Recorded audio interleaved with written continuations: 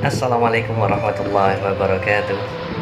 Alhamdulillahilladzi arsala rasulahu bil huda wa dinil haqq liyudhhirahu 'ala dini kulli wa kafa billahi syahida. Asyhadu an la ilaha illallah wa asyhadu anna Muhammadar Rasulullah. Alhamdulillahirabbil alamin, hari ini bisa kita berjumpa kembali dalam channel Kapal Tabligh bersama saya Bagus Ani Putra. Saya Monik Ani Putra. Nah, ini dulu.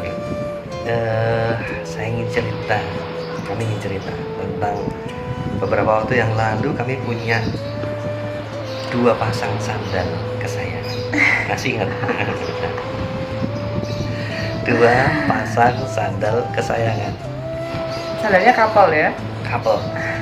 Itu betul-betul ya, mungkin kalau dari segi harganya tidak seberapa, tapi memori kami berdua dengan sandal itu, karena kemanapun sandal itu selalu kita pakai saat kita pergi kemana-mana emang ya. Tapi tidaklah kayak hilang. Ini memang ya ada mirpati Robi. Tapi tetangga sebelah, nah ini tetangga sebelah itu. Saya cerita sama tetangga sebelah. Wah, itu, maksud saya itu cerita itu tidak untuk bilang bahwa sandalnya hilang, tapi bilang untuk harus hati-hati gitu ya. Saya bilang kepada tetangga sebelah, ini sandal kami yang kami taruh di depan rumah itu hilang Pak, saya bilang gitu. Tapi ternyata bapak sebelah tetangga ini mengatakan, Alhamdulillah, Alhamdulillah punya saya kok nggak hilang. Dia mengatakan Alhamdulillah, Alhamdulillah, Alhamdulillah ya kok nggak hilang ya, Alhamdulillah ya. Punya Pak Bagus hilang, tapi punya saya nggak hilang, Alhamdulillah ya. Saya merasa madeg gitu, boy. Duh, ini alhamdulillahnya rasa bersyukur itu digunakan ketika dibandingkan dengan kondisi orang lain. Kayak gitu ya, boy. Gimana, Pak? Memang kita semua tahu bahwa bersyukur itu wajib dalam keadaan apapun.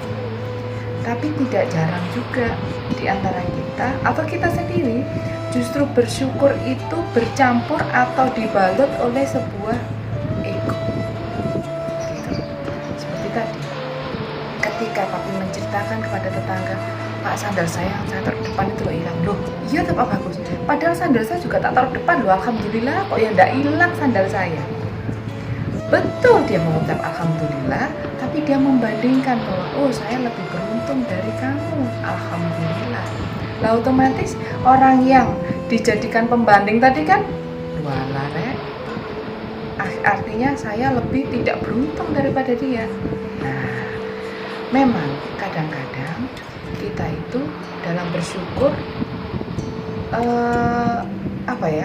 dalam bersyukur tuh harus banyak belajar. Tingkatan yang paling rendah itu tadi bersyukur dengan membandingkan. Tingkatan yang tertinggi ya kita bersyukur saja dengan keadaan apapun tanpa harus membandingkan. Tapi kalau harus dengan membandingkan kita baru bersyukur ya tidak apa-apa juga, tapi itu menduduki tingkatan yang paling rendah dari rasa syukur itu. Wahai saudaraku sesama muslim, bahwa ketahuilah bahwa apa yang kita dapat masing-masing dari kita itu adalah yang terbaik. Dan janganlah pernah kita membandingkan apapun yang kita dapat, apapun yang kita miliki dengan milik orang lain, ya, karena jatuhnya justru nanti tidak bersyukur kalau itu dalam hal keburukan.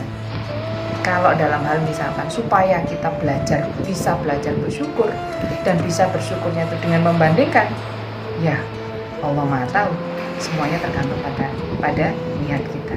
Kira-kira gitu. Ya, contoh lagi kalau di jalan ada terjadi kecelakaan, kita lihat ada di jalan ada terjadi kecelakaan, kemudian kita mengatakan kasihan ya orang itu ya, alhamdulillah bukan kita yang kecelakaan, alhamdulillah ya kita nggak kecelakaan. Jadi sering membandingkan itu, kalau dalam bahasa psikologinya tuh kita hanya melakukan rubber necking, jadi melongok toh, Rubber karet, rubber necking, jadi melongok toh gitu, melongok toh kepada korbannya, kemudian bersimpati sedikit. Tapi saya simpati untuk orang itu digunakan untuk egoisme kita.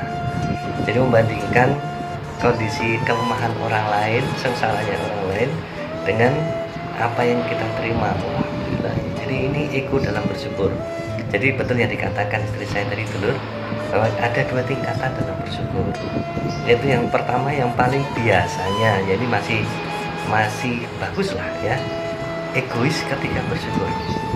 Jadi kita perlu perbandingan orang lain dulu ketika kita mau mensyukuri nikmat. Ya, jadi alhamdulillah, untung ya kita nggak seperti dia. Nah ini yang masih sering terjadi pada kita. Jadi kita perlu perbandingan orang lain yang lebih sengsara. Lah kalau kita paling sengsara di dunia, nggak punya perbandingan. ini bersyukur ya, masih bagus lah ya, ingat sama Allah, mensyukuri nikmatnya Allah. Karena la in sakartum la azidannakum wa la in kafartum ila adzabil syadid. Siapa yang mensyukuri nikmatku, niscaya akan aku tambah. Tapi barang siapa yang ingkar terhadap nikmatku, maka siksaku akan lebih pedih, adabku akan lebih pedih. Ini kata Allah. Ya, jadi syukur yang biasa yang kita lakukan pasti adalah yang egois seperti ini, membandingkan dengan kondisi orang lain. Tetapi syukur yang tingkatan paling utama adalah menerima apapun tanpa membandingkan. Ya. Khawatirnya nanti terjadi perbandingan seperti yang dikatakan istri saya tadi, membandingkan akhirnya tidak jadi syukur. Jadi wah enak ya, misalnya kita kerja terus, makanya dalam kondisi pandemi COVID ini kita kerja terus ya, enak ya sing work from home gitu ya. Nah orang yang work from home mengatakan enak ya, orang bisa kerja keluar rumah, kita jenuh di rumah gitu. Akhirnya dua-duanya nggak bersyukur. Makanya kalau kita bekerja, kalau kita mau bersyukur ya kita langsung tanpa merujuk orang lain. Alhamdulillah kita masih bisa bekerja, ya gitu ya. Gak usah bandingkan. Alhamdulillah kita masih bekerja dibandingkan yang work from home jenuh, nggak usah. Ya. Jadi alhamdulillah kita masih bekerja. Yang di work from home alhamdulillah kita masih bisa stay at home. Gitu ya Om ya. Syukurilah dengan apa yang kita dapat tanpa harus membanding-bandingkan. Itu kalau sudah bisa melampaui tahap yang paling rendah tadi. Gitu. Karena itu tadi seperti janji Allah bahwa kalau kita bersyukur maka nikmatnya akan ditambah. Gitu ya. Kalau orang bersyukur maka itulah orang yang cukup. Bukan orang yang kaya, tapi orang yang cukup.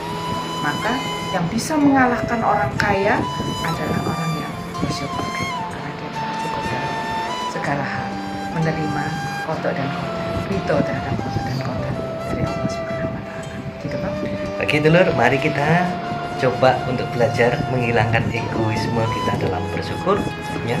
Kita tidak usah membandingkan dengan kelemahan orang lain. Terimalah apa yang ada pada diri kita tanpa membandingkan kondisi orang lain. Alhamdulillah, semoga bermanfaat. Saya Bagus Ani Putra. Saya Monika Ani Putra. Assalamualaikum warahmatullahi wabarakatuh.